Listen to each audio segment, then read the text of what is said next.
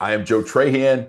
I'm joined by our main anchor, Chris Lawrence, and members of the sports team. We got Jonah Javad and Michelle Montaigne, and we are here because we have a seismic shift going on with your Dallas Mavericks. I'm sure many of you have already seen by now, first reported by Shams Charania of ESPN, that Luka Doncic has been traded from the Dallas Mavericks to the Los Angeles Lakers. One of the players that the Mavericks will be getting in return is perennial All-Star center Anthony Davis. That's at the heart of this, but we really don't have to go any further, and we won't go down the all the details of the trade just yet because this is about Luka leaving Dallas. This is about a player who has been an All-NBA player, a perennial favorite to be an MVP, the man who led this team to the NBA Finals last season, walking out of the door to put on a Laker uniform. And I just can't imagine being a Mavericks fan right now, not only having Luka leave, but having to watch him play in that uniform beside the guy who so many Maverick fans have so much disdain for in LeBron James because of what happened when he was in Miami and going through Dirk winning that championship back then and all the acrimony that was built up then. I don't think that there could be a worse place for this move that I suspect all Mavs fans will call awful. I don't think there could be a worse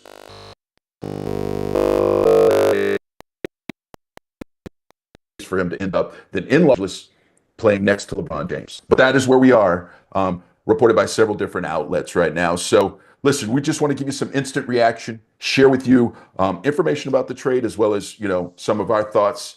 And Chris, since you stepped in again and you're stepping up to bat with us, I know how big of a sports fan you are. What was your instant reaction to this going down? I thought Shams got hacked.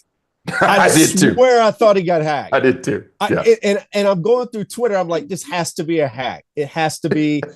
I know it's not April 1st, but somebody got into Shams' account. They got into the ESPN account. And I'm like, come on, at 11 o'clock at night on a Saturday night, 11:30 at night? No way. It can't be real. If you want my gut first reaction, I couldn't believe it. I thought it was fake. I agree. I do too. I mean, listen, you want to talk about checking and rechecking and looking for other confirmation. I fired off an email to Mark Cuban immediately, or what's going on. And listen, I mean, it's hard to believe, but it's real. Jonah, I know that you're our resident hoop head, man. You must have just been spinning when you saw this. Oh yeah, 100%. I thought the same as Chris. I thought he was hacked. And then I heard from a couple of people that are also, kind of well sourced in the NBA and said that this is real. And same deal, reached out to Cuban. He said, talk to Nico. And talking to Nico is, I think, where all of this is going to start. The next time we talk to Nico Harrison, there's going to be a lot of questions of why. And if you go on to X or Twitter right now, why is the question you'll see from Patrick Mahomes, from Dirk Nowitzki. This came as a shock to everybody. It's not like this was just kind of, a lot of people knew about this behind the scenes. This was a bombshell on a Saturday night. And the why is especially interesting because you look in the NBA at some of these players who have been traded recently and the haul that they get in return. Like McCall Bridges was traded to the Knicks. I think it fetched about like 5 first-round picks. Luka Doncic is a perennial first-team All-NBA player. Right. And this deal is for Anthony Davis and 1 first-round pick in 2029.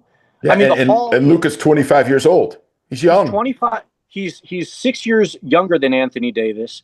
And Tim McMahon of ESPN has reported tonight that there were concerns about signing Luka to a max extension, but also having concerns about his conditioning, which has been an ongoing topic with Luka for the last, 5-6 years, really, which I get. But this is also a guy that led you to the NBA Finals a year ago, and that he has played 57 more. Michelle, why don't you jump in? It looks like we might be losing Jonah there. What were your thoughts when you saw this crossing on X? Oh, I absolutely echo the same thing that Chris and Jonah just said. I was actually out with some huge Mavericks fans, and just the absolute shock and disbelief. I mean, genuinely like physical reaction to the news was just mind blowing. And I think what's even interesting that Shams also has gone on to say is that the players themselves didn't see this coming. LeBron James didn't see it coming. Anthony Davis didn't see it coming. Luka still being shocked about it himself. I mean, imagine, you know, all of the surprise that we're feeling. And then you add to that the people who are actually, you know, at the center of the trade, not seeing this coming either. It's, you know, we've kind of said this off air amongst ourselves, but this is the biggest sports news to hit this market. And to be honest, you know, nationally, I think it stands up there as well. This is some of the biggest news that people didn't see coming to have happened in the last decade or so. No, I mean, it's one of the biggest blindside trades. Yeah. Probably in NBA history. I mean, just for it to kind of spin up so quickly. You know, listen, there's a lot of talk, you know, when some players might be, you know, thinking about moving on, or they got a max contract coming up. Are you going to sign them to the max? Are they going to stay? Are you going to be able to keep them in a market? Are you going to be able to keep them happy?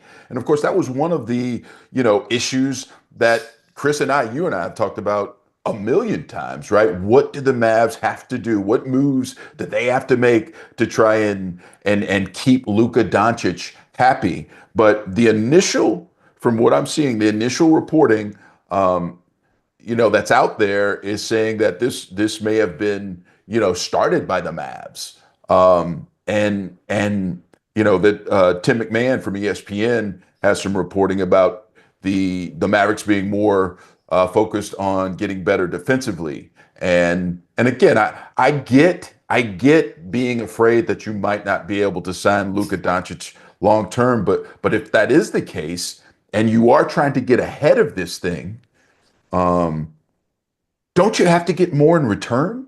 Don't you have to get a lot more in return when we're talking about one of the guys who is going to be for the next 6, 7, 8, 9, possibly 10 years considered an MVP caliber player, barring injury? You have to get more than that, don't you? I mean, you just have to. What do you think, Chris? Well, I would just say, you know, I was having this conversation with Tiffany Johnson, who I got to be honest, guys, she's one of our executive producers. You know, her bleeds for the Mavs. I mean, literally bleeds. She was literally heartbroken. Tonight. I mean, on a deep emotional level, in a way that just speaks to how much sports means to all of us, how much it can affect our life and get into our day-to-day lives and really affect, you know, how we see the world. I know that it sounds hyperbolic in some sense, but I have to imagine she's not the only fan who is sad and shocked and deeply emotional about this. And what I brought up to her was, I said, Tiff, in the long run, you know, it's probably not going to be as good for the Mavs. In the short term, you're only giving up about 2 points a game. You're giving up a few assists. You are getting way better rebounding.